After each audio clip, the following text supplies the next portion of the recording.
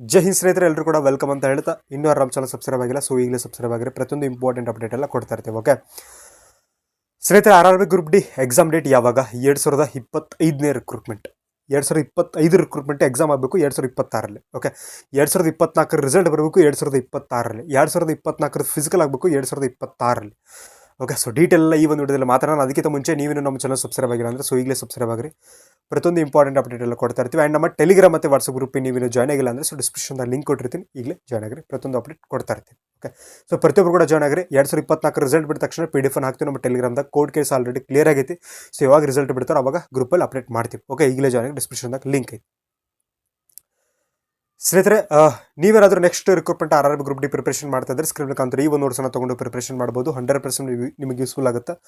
Most important repeated expected questions ಎಲ್ಲ ಕೊಟ್ಟಿದ್ದೀವಿ. ನೀವು ಇದನ್ನು ತೊಗೊಂಡು ಪ್ರಿಪರೇಷನ್ ಮಾಡ್ಬೋದು. ಓಕೆ, ಸರ್ ಹೆಂಗೆ ತೊಗೊಳ್ಳೋತಂದರೆ ಸ್ಕ್ರೀನ್ ಕಾಣ್ತಾರೆ ಈ ಒಂದು ನಂಬರಿಗೆ ಕಾಂಟ್ಯಾಕ್ಟ್ ಮಾಡಿರಿ. ದಯವಿಟ್ಟು ಯಾರು ಕೂಡ ಕಾಲ್ ಮಾಡೋಕೆ ಹೋಗಬೇಡ್ರಿ. ಸೊ ವಾಟ್ಸಪ್ ಮಾಡಿದ್ರೆ ಪೂರ್ತಿ ಮಾಹಿತಿಯನ್ನು ಕೊಡ್ತೀವಿ. ಬೇಕಂದ್ರೆ ತೊಗೋಬೋದು, ಬ್ಯಾಡ ಅಂದರೆ ಬಿಡ್ಬೋದು ಅಂತ ಹೇಳ್ತಾ, ಸೊ ಕನ್ನಡದಲ್ಲಿರ್ತದೆ. ಕನ್ನಡ ವಿಶೇಷ ಮಾಡಿರುವಂಥದ್ದು GK ಮತ್ತು ಆಪ್ಟಿಟ್ಯೂಡು ಮತ್ತು ಸೈನ್ಸ್ ಕೂಡ ಐತೆ, ತೊಗೊಂಡು ಪ್ರಿಪರೇಷನ್ ಮಾಡ್ಬೋದು. ಓಕೆ, ಕನ್ನಡದಲ್ಲಿರ್ತದೆ, ಕನ್ನಡಿಗರಿಗೆ ವಿಶೇಷವಾಗಿ ಮಾಡಿರುವಂಥದ್ದು.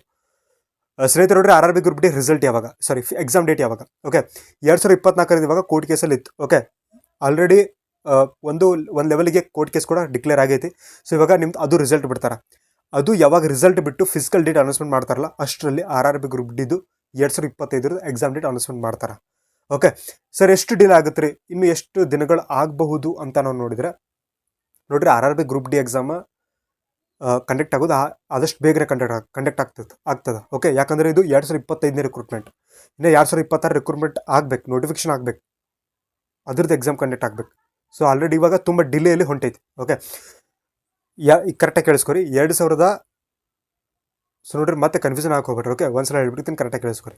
2024 ರಿಕ್ರೂಟ್ಮೆಂಟ್ದು ಯಾವಾಗ ರಿಸಲ್ಟ್ ಬರುತ್ತೆ, ರಿಸಲ್ಟ್ ಬಂದಮೇಲೆ ಫಿಸಿಕಲ್ ಲಿಸ್ಟ್ ಯಾವಾಗ ಬಿಡ್ತಾರೆ ಅಥವಾ ಫಿಸಿಕಲ್ ಲಿಸ್ಟ್ ಅಥವಾ ಫಿಸಿಕಲ್ ಡೇಟ್ ಎರಡರಲ್ಲೂ ಒಂದೇನಾದರೂ ಅಪ್ಡೇಟ್ ಮಾಡಿದರೆ ತಿಳ್ಕೊಂಬಿಡ್ರಿ.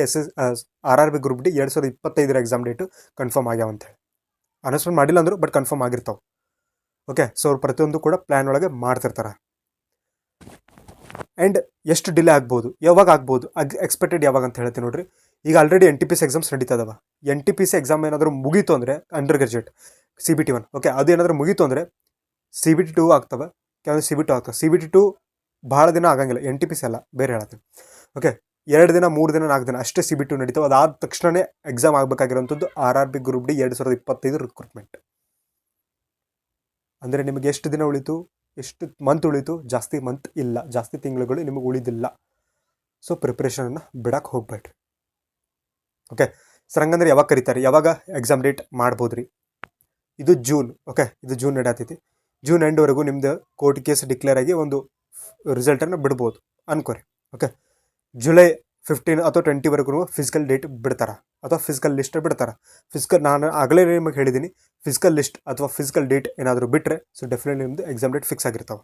ಓಕೆ, ಅದರಲ್ಲಿ NTPC ಕೂಡ CBT 1 ಮುಗಿದಿರ್ತದೆ. ಅದಾದ ನಂತರ ಇರೋದು ಗ್ರೂಪ್ ಡಿ. ಓಕೆ, ಆಗಸ್ಟ್ 15 ನಂತರ ಸೊ ನಿಮ್ಮದು ಗ್ರೂಪ್ ಡಿ ಎಕ್ಸಾಮ್ ಸ್ಟಾರ್ಟ್ ಆಗ್ತವೆ. ಜೂನ್ 15 ಜುಲೈ 15 ಆಗಸ್ಟ್ 15 ನಿಮ್ಗೆ ಉಳಿದಿರೋದು ಕೇವಲ 2 ಮಂತ್, ಹೆಚ್ಚು ಕಡಿಮೆ 2 ತಿಂಗಳು. ಓಕೆ, ಅದು ಆಗಸ್ಟ್ 15 ಆಸ್ಪಾಸ್ನಲ್ಲಿ ಆಗ್ತವೆ. ಅಂದರೆ ಅಷ್ಟರಲ್ಲಿ ಸ್ಟಾರ್ಟ್ ಮಾಡ್ತಾರೆ. ಯಾಕಂದರೆ ಮತ್ತೆ ಡಿಲೇ ಆದರೆ ALP ಎಕ್ಸಾಮ್ ಆಗಬೇಕು. ಓಕೆ, ಟೆಕ್ನಿಷಿಯನ್ ಎಕ್ಸಾಮ್ ಆಗಬೇಕು, JE ಎಕ್ಸಾಮ್ ಆಗಬೇಕು. ಸೊ ಹಾಗಾಗಿ ಗ್ರೂಪ್ ಡಿ ಲೇಟ್ ಮಾಡಲ್ಲ. ಸೊ ಸೀಕ್ವೆನ್ಸ್ ವೈಸ್ ಮಾಡ್ತಾರೆ, ಒಂದಾದ್ಮೇಲೆ ಒಂದು ಮಾಡ್ತಾರೆ, ಅದೇ ಮಾಡ್ತಾರೆ.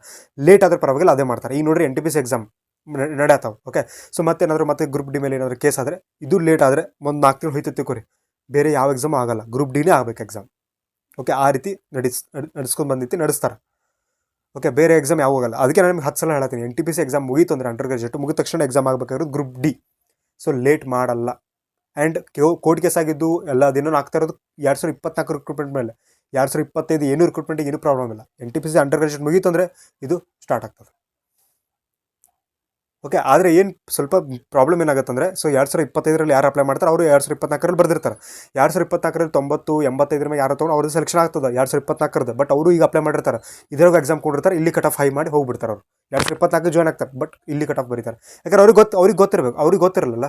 ಸೊ ನಂದು 2024ರಲ್ಲಿ ಆಗುತ್ತೆ, ಅದು ರಿಕ್ರೂಟ್ಮೆಂಟ್ ಆಗುತ್ತೆ ಅಂತೇಳಿ. ಸೊ ಅವರು ಕೂಡ ಇನ್ನೂ ಪ್ರಯತ್ನ ಮಾಡ್ತಾರೆ, ಅವರು ಬರೀತಾರೆ. ಅವ್ರು ಆಲ್ರೆಡಿ ಶಾಣೆ ಇರ್ತಾರೆ, ಅವ್ರು ಮತ್ತಿಗೆ ಓದ್ತಾರೆ, ಮತ್ತೆ ಎಕ್ಸಾಮ್ ಬರೀತಾರೆ. ಇಲ್ಲೂ ಕೂಡ ಅವರೇ ಸ್ಕೋರ್ ಮಾಡ್ತಾರೆ ಹೈಯೆಸ್ಟ್ ಆಗಿ. ಸೊ ಅದಕ್ಕೋಸ್ಕರ ಹೇಳ್ತೀವಿ, ಯಾರು ಫ್ರೆಶರ್ ಕ್ಯಾಂಡಿಡೇಟ್ಸ್ ಇದ್ದೀರಿ, ಸೊ ನೀವು ಕೂಡ ಸ್ವಲ್ಪ ಡೀಪಾಗಿ ಓದಲಿಕ್ಕೆ ಸ್ಟಾರ್ಟ್ ಮಾಡಿರಿ. ಓಕೆ, ನಾನು ಅದಕ್ಕೆ ನೀವು ಫಸ್ಟಿಗೆ ಹೇಳಿದ್ದೀನಿ. ಸೊ ನೋಟ್ಸ್ ಬೇಕಾದ್ರೆ ತೊಗೋಬೋದು. ಸ್ಕ್ರೀನ್ ಮುಖಾಂತರ ಈ ಒಂದು ನೋಟ್ಸನ್ನು ತೊಗೊಂಡು ಪ್ರಿಪರೇಷನ್ ಮಾಡಿರಿ, 100% ಯೂಸ್ಫುಲ್ ಆಗುತ್ತೆ. Most important repeated expected questions ಎಲ್ಲ ಕೊಟ್ಟಿದ್ದು ತೊಗೊಂಡು ಪ್ರಿಪರೇಷನ್ ಮಾಡ್ಬೋದು. ಓಕೆ ಸರ್, ಹಿಂಗೆ ತೊಗೊಳ್ಳೋದಂದ್ರೆ ಸ್ಕ್ರೀನ್ ಮುಖಾಂತರ ಈ ಒಂದು ನಂಬರಿಗೆ ಕಾಂಟ್ಯಾಕ್ಟ್ ಮಾಡಿರಿ. ದಯವಿಟ್ಟು ಯಾರು ಕೂಡ ಕಾಲ್ ಮಾಡ್ಕೋಬೇಡ್ರಿ. ಸೊ ವಾಟ್ಸಪ್ ಮಾಡಿದ್ರೆ ಪೂರ್ತಿ ಮಾಹಿತಿಯನ್ನು ಕೊಡ್ತೀವಿ, ಬೇಕಂದ್ರೆ ತೊಗೋಬೋದು, ಬೇಡ ಅಂದರೆ ಬಿಡ್ಬೋದು ಅಂತ ಹೇಳ್ತಾ ಸೊ ಈ ಒಂದು ವಿಡಿಯೋನ ಎಲ್ಲಿ ಮುಗಿಸಿದ್ದೇನೆ.